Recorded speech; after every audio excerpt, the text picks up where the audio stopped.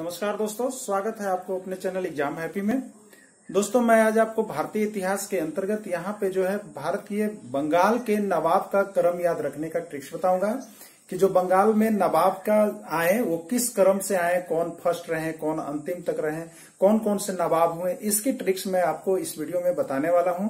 जो आप देखेंगे, यदि अंत तक देखेंगे तो इससे आपके हिस्ट्री से जो भी सेक्शन से आपसे प्रश्न पूछे जाते हैं वो लगभग इससे एक न एक प्रश्न आपके हर एग्जाम में पूछे जाते हैं। चाहे आप रेलवे की तैयारी कर रहे हो, चाहे आप एसएससी की तैयारी कर रहे हो, एयरफोर्स की तैयारी कर रहे हो, नेवी की तैयारी कर रहे हो, इंडिया किसी भी एग्जाम में, तो इससे एक प्रश्न आपके बीच उभर करके अवश्य आते हैं। तो यदि आप इस छोटे से ट्रिक को याद कर लेते हो तो आपके 1 नंबर या 2 नंबर या 3 नंबर के जो भी एक प्रश्न होते हैं वो आपको मिल जाते हैं और पूरे आप कंसेप्ट के साथ क्लियर उसका जवाब देते हैं। तो आइए इसी चीज को जानने के लिए मैं आपके बीच यहाँ पर उपस्थित हूँ। इस वीडियो में मैं इन सारी बातों को आपको जानकारी देने वाला हूँ, तो आप इस वीडियो के अंत तक बने हुए रहेंगे जिससे आपको यह जानकारी हो सके कि बंगाल के जो नवाब हैं उनका क्रम क्या है, कौन पहले आया, कौन बाद में आया। इन सारी बातों को जानने के लिए चलिए आप आपके साथ, तो मैं यहाँ पे चलता हूँ अब बंगाल के नवाब का क्रम आपको बताने के लिए। तो आइए, बंगाल में कौन कौन नवाब हुए, उसका क्रम क्या है। तो आप यहाँ पर देख रहे हैं बंगाल के जो नवाब है उसको पता करने के लिए मैं एक यहाँ पे ट्रिक बनाया हूँ जो मेरे द्वारा बनाया हुआ है, और ये दूसरे ट्रिक कहीं और नहीं मिलेंगे। तो इसमें क्या चीज है कि जो बंगाल के नवाब हुए, तो आप किसी से कहते हो सर हमको 10 मिनट टाइम दीजिए, सर हमको 20 मिनट टाइम दीजिए, तो ये बंगाल के नवाब लोग जो थे वो मूसू सर से टाइम मांगते थे। किससे समय मांगते थे? मूसू सर से मांगते थे। कितने समय उन्होंने मांगा? तो उन्होंने कहा मूसू सर 80 मिनट दीजिए। कितने टाइम दीजिए? मूसू सर 80 मिनट दीजिए। तो यहाँ पर हमने एक ट्रिक बनाया है मूसू सर 80 मिनट, जिसका मैं यहाँ पर अब आपको डिटेल्स बताने वाला हूँ कि मूसू सर 80 मिनट का मतलब यहाँ पे क्या है। तो अब आप देखेंगे कि ये मूसू सर 80 मिनट से क्या होगा। तो देखिए यहाँ पे जो मुंह आया है, मुंह जो है वो आपका नाम है मुर्शीद कुल्ली खां। मुर्शीद कुल्ली खां, ठीक है। सू से है, सू जो यहाँ पे आपको दिख रहा है, सू से आपका सुजाउद्दीन। सुजाउद्दीन।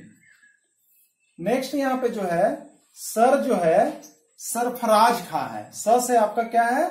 सरफराज खां। सरफराज खां। 80 में है, 80 में अ से जो आपका है वो है अलवर्दी खां। वो आपका बंगाल का कौन सा नवाब है? अलवर्दी खां, जो बंगाल के नवाब वो है। और यहां पे लास्ट जो है वो है यहाँ पे सी से सिराजुदौला। सी से आपका है सिराजुदौला। सिराजुदौला। तो इस तरह से आपने यहाँ पे देखा बंगाल में जो नवाब आए उसका क्रम मैंने आपको बताया। सिर्फ किस माध्यम से? तो आप भी किसी से समय मांगते हो कि सर 10 मिनट टाइम दीजिए, 20 मिनट टाइम दीजिए, तो यहाँ पे लोग बंगाल में हैं, उनको नवाब को मूसू कहते थे, तो उन्होंने मूसू सर से टाइम मांग लिया। कितना टाइम मांगा? तो मूसू सर 80 मिनट। इसी 80 मिनट को अगर आप याद कर लेते हो तो आपके एक प्रश्न अवश्य आने वाले हैं और आते हैं। तो इससे याद करने से आपकी एक प्रश्न की आंसर बनती है। तो क्या जाता है हमें, हम अवश्य ही याद कर लेंगे। तो आप भी इसको अवश्य याद कर लीजिएगा। अब देखिए कि इससे प्रश्न जो है किस तरह से आपके बीच उपस्थित होता है, किस तरह से आता है। तो देखिए सबसे पहला प्रश्न जो आपसे अभी तक पूछा गया है एग्जाम में, वो पूछ देता है कि इनमें से कौन बंगाल का नवाब है। ठीक है, इनमें से कौन बंगाल का नवाब है, 4 को ऑप्शन दे देगा। तो इससे क्या होगा, यदि आप इसको याद रखते हो तो इस सब में से कोई एक ही ऑप्शन उसमें रहेगा, बाकी ऑप्शन को आप क्या करते हैं, छांट देते हैं। तो इससे एक प्रश्न बन गया कि इनमें से कौन बंगाल के नवाब है, हो गया।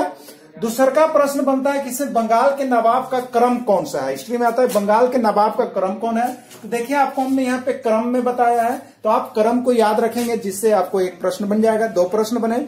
तीसरा का प्रश्न जो पूछता है कि बंगाल का अंतिम नवाब, बंगाल का अंतिम नवाब जिसके पास यहाँ बंगाल की जो है प्रथाएं समाप्त हो गई, तो बंगाल का अंतिम नवाब या अंतिम शासक कौन था।